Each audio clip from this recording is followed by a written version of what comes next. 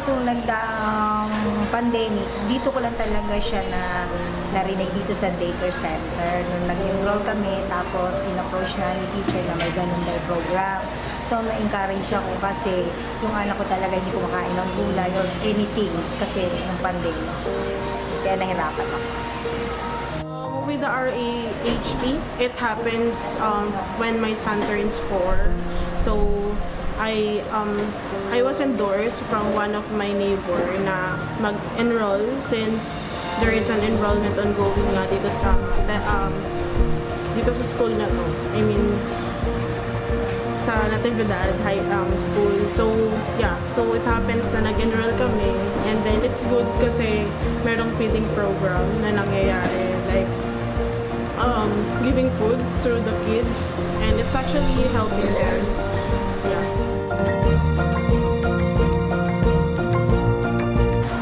Oo, napakalaking tulong kasi nung dati hindi talaga siya kumakain ng kahit na ano. Pero nitong binibigay ni teacher nung sinabi niya nga yung mga gulay, yung ano niya, binibigay niya pagkain dito, yung dulong minsan. Yun gusto niya. Kaya lang medyo mahihain kasi yung akin na pag may nakatingin, hindi siya kumakain. Yes, they're actually excited when they get back home.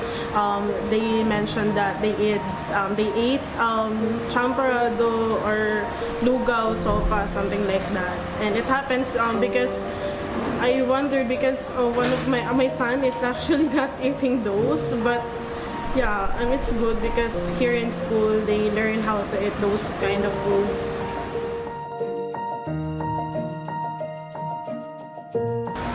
Sa aking kids kasi malaking impact niya kasi katulad nga sinabi ko, ang anak ko hindi kumakain ng gulay, pero ngayon kasi medyo kumakain na talaga siya.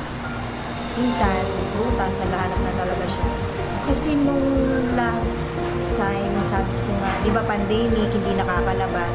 Ngayon kasi dati, yung anak ko, tahimik lang, yung akyat, ngayon hindi na siya, medyo nakikipag-operate na siya, at saka medyo nakikihalubilo na siya sa mga kids.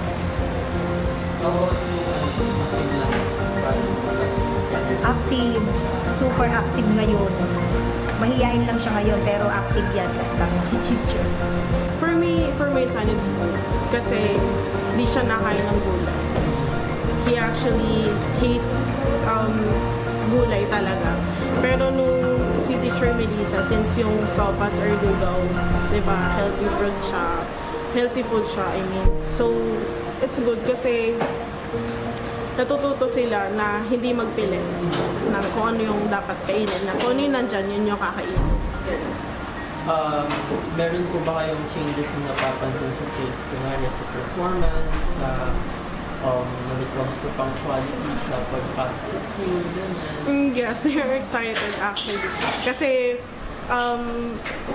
kumbaga pagpapasok, Mami, magluluto kaya ulit si Teacher Mel, ganun. Ano kaya ulit yung papakain ni Teacher Mel, ganun sila.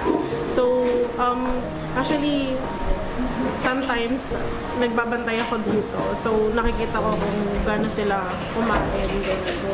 Siguro difference yun pag nasa bahay.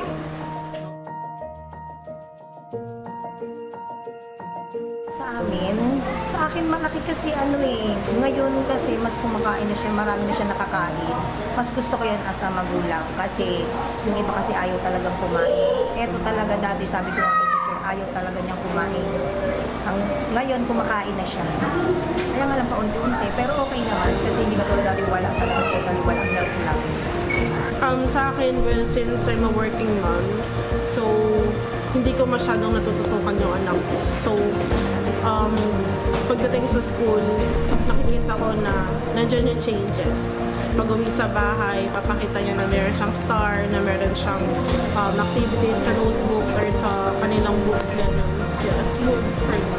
And this is partly because of, ayun na, ganado yung Sobra silang ganado.